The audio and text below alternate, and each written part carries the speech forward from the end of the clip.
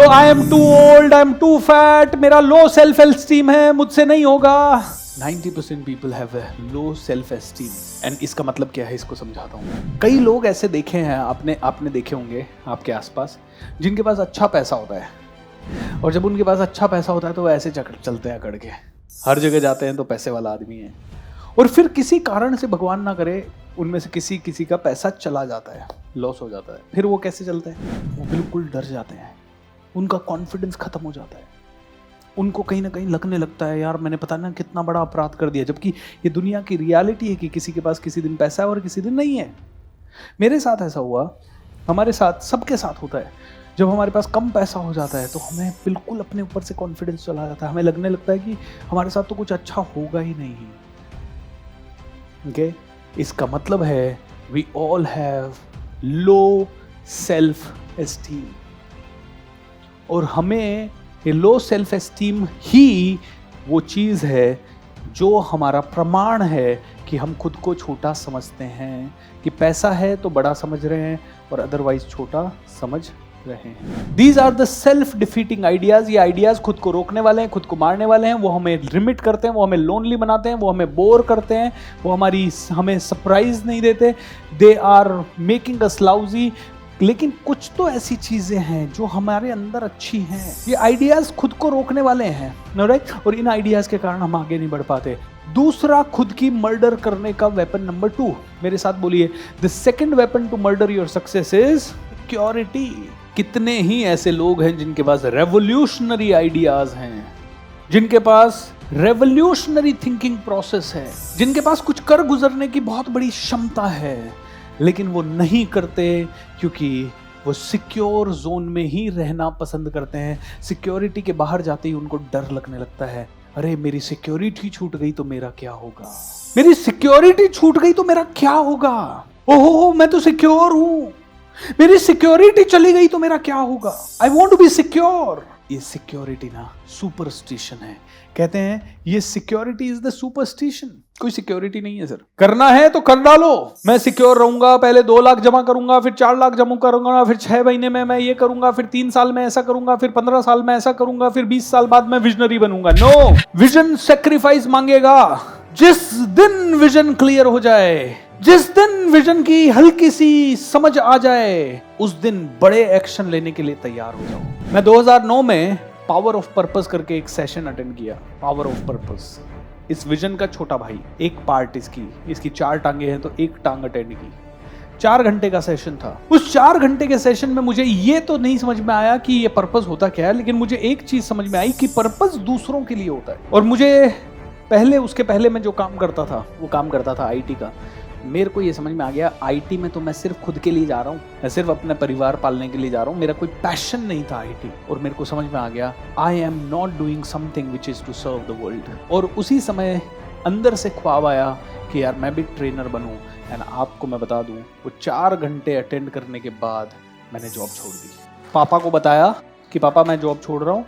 उन्होंने डांटा, बोले तेरी शादी कौन करेगी? मैंने कहा 6 महीने का टाइम ले लो, या तो शादी कर दो या जॉब छूट जाएगी 6 महीने में। 6 महीने में शादी क्या है? ऐसे थोड़ी कोई लड़की कहेगी BSR I love you, you are the only man. ऐसा कोई था ही नहीं हमारी जिंदगी में। तो 6 महीने में नौकरी छोड़ दी फटाफट, एक सेशन से। जिस दिन ये आएगा उस दिन फिर सिक्योरिटी नहीं देखना है, जिस दिन ये आएगा उस दिन फिर कुछ नहीं देखना है, फिर इसी को देखना, फिर दिक्कतें आएगी, क्योंकि वो दिक्कत तो कभी तो आएगी। एक बात बताइए, जैसे मान लीजिए मैं बात करता हूँ वाटरमैन राजेंद्र सिंह जी की, जो कि है ना पानी के लिए ही काम कर रहे हैं बिल्कुल इतने सालों से।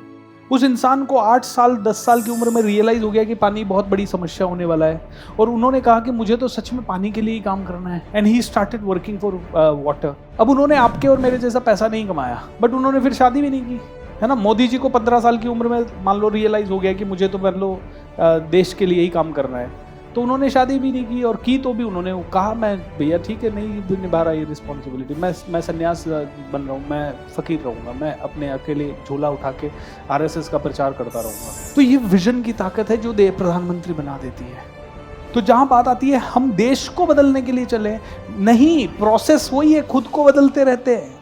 ये लोग इतने साल खुद सीखते रहे, खुद जाते रहे, लोगों से खुद मिलते रहे, देश को बेटर करने के लिए भी तो खुद को बदलना पड़ता है। तो ये जो विजन है ये आपको ही बेटर बनाएगा। तो जहां विजन की बात आ रही है, एक बात बताइए, मैं ट्रेनर हूं, ठीक है मेरे घर में पैसा आ रहा है ट्रेनिंग से, आ रहा है कि नहीं आ रहा है, लेकिन क्या देश भी साथ में बेटर हो रहा है? मैं एक उद्योगपति हूं, अभी तक मेरे पास कोई रीजन नहीं है कि मैं 500 करोड़ क्यों कमाऊं, है ना, 1000 करोड़ क्यों कमाऊं, 10,000 करोड़ क्यों कमाऊं, मेरे अच्छा काम चल रहा है, करोड़ रुपया घर पे आ रहा है। लेकिन अब मेरे पास ये आ जाए कि मेरा देश बेटर बनना चाहिए, इसलिए मुझे 1000 करोड़ चाहिए। और देश बेटर बनने के लिए मेरे माइंड में क्या है कि भाई मैं जो अपने कारोबार को 1000 करोड़ का कर दिया तो एक तो 100 करोड़ टैक्स दूंगा साल का, उससे मेरा देश बेटर बनेगा। उसके बाद जो बाकी के हजारों लोगों को जो रोजगार मिलेगा उससे भी मेरा देश बेटर बनेगा, क्योंकि 1000 लोग मेरे कारण अच्छे बनेंगे। तो क्या वो देश में कंट्रीब्यूशन नहीं है? हाँ, तो जब बात करते हैं विजन की, तो इट डजंट मीन कि फकीर होके काम करना है। विजन का बिल्कुल मतलब नहीं है कि कुछ भी, मैंने क्या कहा, मैंने जब सोचा कि मैं खुद के लिए काम कर रहा हूं सिर्फ अपने घर चलाने के लिए, तो मैं कहूंगा, एक बात वापस से बोलिए आप सभी लोग मेरे साथ, जब हमारा फोकस घर चलाना होगा तो फिर घर ही चलेगा। लेकिन अगर हमारा फोकस देश चलाना हो गया तो शायद हम देश भी चला सकते हैं। तो फोकस शिफ्ट हो रहा है, सिर्फ फोकस छोटी चीज से निकल के कहां हो रहा है? बड़ी चीज पे। तो हमें बिजनेस नहीं बनाना, हमें एक बहुत बड़ा साम्राज्य बनाना है जिससे कि पूरे देश की सेवा हो सके। और हमें बिजनेस भी बनाना है तो इसलिए नहीं बनाना क्योंकि हम प्रॉफिट कमा सके, क्योंकि हमारा प्रॉफिट तो घर तो 30,000 की नौकरी में भी चल ही रहा है ना, घर तो कहीं पे भी चल रहा है, 50,000 रुपए में भी चल जाएगा, किसी का 1 लाख में चल जाएगा, तो घर तो चल ही रहा है। द ओनली थिंग इज, इससे बड़ा करने के लिए, है ना दीपक भाई, घर तो 2 लाख की नौकरी में चल ही रहा है, अब 2 लाख से बड़ा करने के लिए और सच में देश के लिए करने के लिए या दुनिया के लिए करने के लिए सिक्योरिटी को छोड़ना पड़ेगा। जब जब हम सेफ खेलते हैं तब तब हम दुनिया को कहते हैं कि मेरे अंदर जो टैलेंट है, मेरे अंदर जो अच्छी चीजें हैं, उसका लाभ तुम्हें मेरे जीते जी तो कभी नहीं मिलेगा।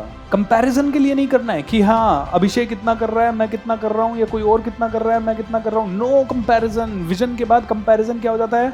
जीरो।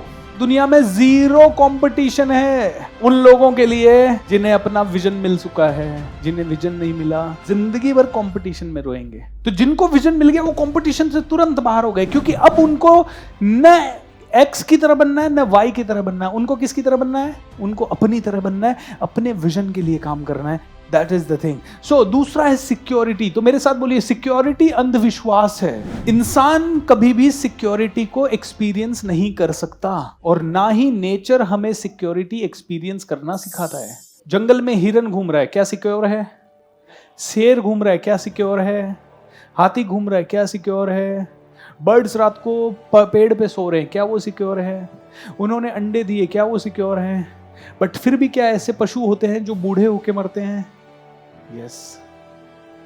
बच्चा खेलने जा रहा है, सड़क पे खेल रहा है, मैदान में खेल रहा है, पत्थरों में खेल रहा है, दौड़ रहा है भयंकर तरीके से, गिर सकता है ना, और गिर के कहीं भी किसी भी बच्चे के सर में कोई भी पत्थर घुस सकता है, कुछ भी, और हर बच्चे को चोट लगती है। ऑलराइट, लेकिन आप कहो बिल्कुल नहीं जाना है, चोट लग जाएगी, और उसको कभी घर से बाहर ना निकलने दो, will he be able to grow? वो कभी ग्रो नहीं कर पाएगा। तो मैं कहता हूं जब जब हमारे अंदर के टैलेंट को हम, मतलब जब जब हम सिक्योरिटी से ऑपरेट करते हैं तो we deny our talent and abilities, because to acknowledge, हम अपने टैलेंट, अपने अंदर जो पावर है उसको डिनाई करते हैं बार बार। क्यों डिनाई करते हैं? क्योंकि अगर हमने कहा मेरे अंदर ये विजन है, दुनिया कहेगी करके बता। आप कहोगे I can change the world, दुनिया कहेगी करके बता।